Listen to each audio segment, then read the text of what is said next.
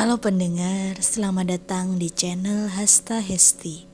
Ceritakan pengalaman horormu di sini.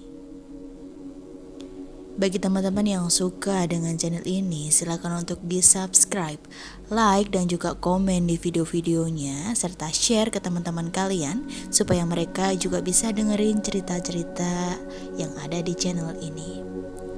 Dan buat kamu yang mau mengirimkan cerita horormu, silakan bisa cek ketentuannya di description box.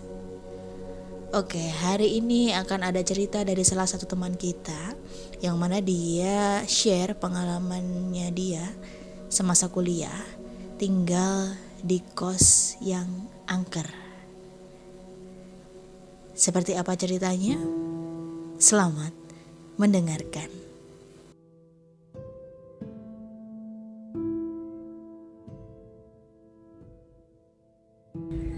Jadi awal mula ceritanya, aku ngekos di dekat kampus. Awalnya sih aku ngekos di sini karena diajakin sama teman-teman kosku yang lama. Nah, mereka ini tertarik sama kos yang ini karena harganya lebih murah dan jaraknya juga dekat banget sama kampus.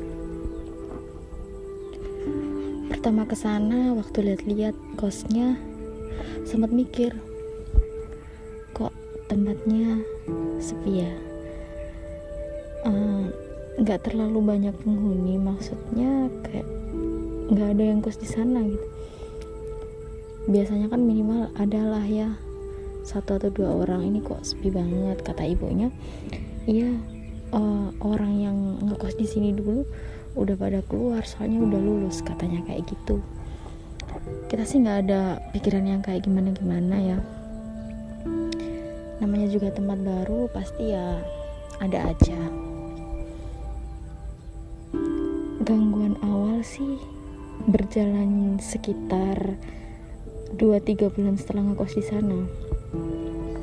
Jadi sering banget waktu aku tidur malam sekitar jam 1 sampai jam 3 itu sering ada orang, kayak ada suara orang naik turun tangga. Nah, jadi lokasi kamarku tuh deket banget sama tangga, sebelahnya pas. Jadi kalau ada orang mau naik turun tangga, itu aku selalu dengar. Nah, nggak sampai di sana juga, sering banget kayak misalkan kamar mandi deket kamarku itu yang di lantai 2, itu kan kerannya mati. Nah, otomatis kita ke lantai bawah. Nah, ke lantai bawah itu sepi banget, cuman ada ibu kos, kakaknya ibu kos lebih tepatnya.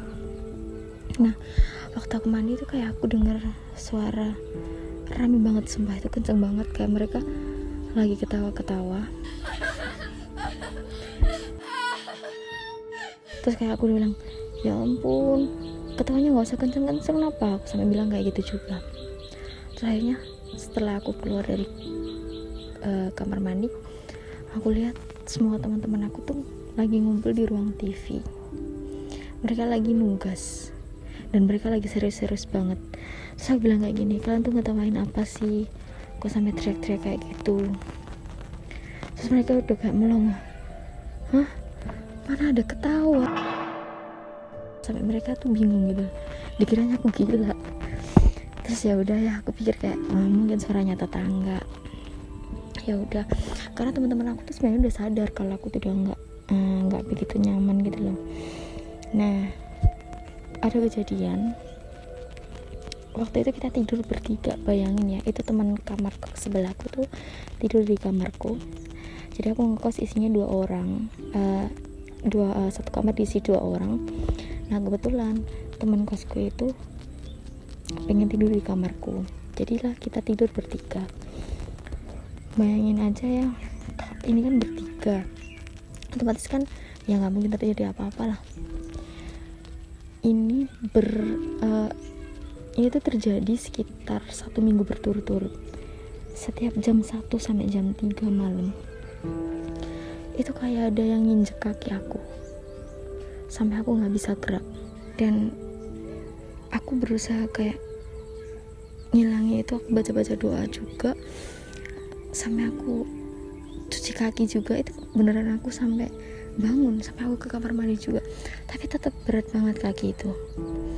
Terus akhirnya di minggu terakhir gitu, sekitar 1 minggu terakhir, kita ingat banget ya, kayaknya itu hari Jumat ya, karena aku Sabtunya kan pulang. Nah dari Jumat kayak aku berusaha kayak, ya Allah ini apa sih, saya kayak bilang sama hati aku sendiri, kalau misalkan aku ada salah di sini aku minta maaf ya, tapi jangan ganggu, aku bilang kayak gitu. Terus nggak sengaja, ternyata yang ngejek aku itu perempuan jelek banget, bajunya compang camping, rambutnya udah gak karuan. Ya Allah ini apa, akhirnya aku bilangkan ke ibu aku, akhirnya ibu aku bilang ya udah pulang aja. Nah setelah itu udah gak ada gangguan kayak gitu lagi setelah aku pulang kampung. Nah kejadian puncaknya itu waktu aku tidur. Nah aku kan kalau tidur nggak pernah kan matiin lampu, aku selalu pakai lampu tidur yang warna kuning itu. Nah jadi kan nggak gelap-gelap banget di kamarku. Waktu aku bangun, bukan bangun, istilahnya setengah sadar, aku kayak lihat ada perempuan udah tua, dia pakai baju yang dipakai sama nenek-nenek itu, dipakai sama orang yang udah tua itu, terus pakai kayak jarik gitu loh, kayak selendang. Aku ingat banget warnanya, kalau nggak salah dia pakai baju warna navy, terus rambutnya disanggul gitu. Cuman dia duduknya membelakangi aku, dan aku nggak ada rasa takut sama sekali, malah aku liatin doang sekitar 1 atau 2 menit, habis itu aku tidur lagi. Nah aku udah nggak kepikiran apapun lagi, karena waktu itu aku di kamar tidur sendirian yang waktu kejadian ini.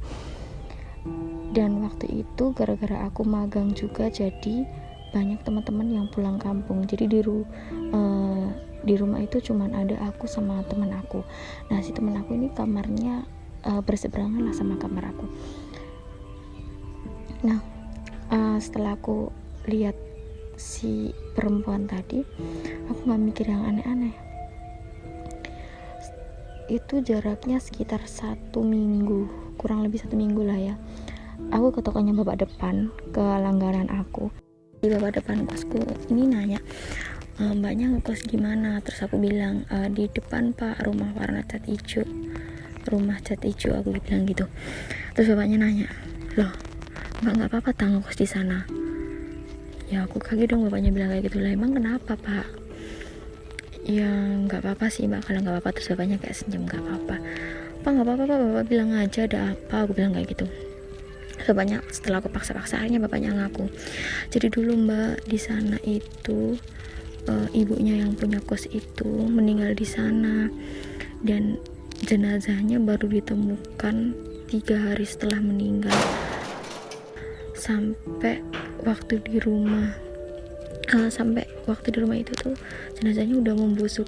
Saya loh ikut ngedobrak pintu rumahnya juga. Saya kayak shock, ya Allah kok bisa kayak gitu ya. Terus aku tanyaan bapaknya, loh pak kok nggak ada yang tahu kalau ibunya meninggal sampai 3 harian? Iya mbak, soalnya kan mbaknya ibu kos yang dulu kan jadi TKW di luar negeri, jadi nggak di rumah. Terus lagi ibu kos yang punya itu kan jarang di rumah itu mbak, rumahnya kan di Batu, jadi dia juga jarang kesini. Waktu aku dobrak mbak, ya Allah aku kasihan mbak, kenapa pak? Aduh bau jenazahnya udah nggak karuan mbak. Ya tapi sama jangan bilang siapa-siapa loh mbak, jangan bilang temannya sama juga, soalnya ini kan ya namanya juga etikanya usaha kos-kosan ya mbak, kita nggak boleh saling buka rahasia. Oh gitu ya pak. Abis itu aku cerita sama teman-temanku satu kos, dan mereka juga shock banget. Ini aku udah mau pindah kos aja, tapi karena aku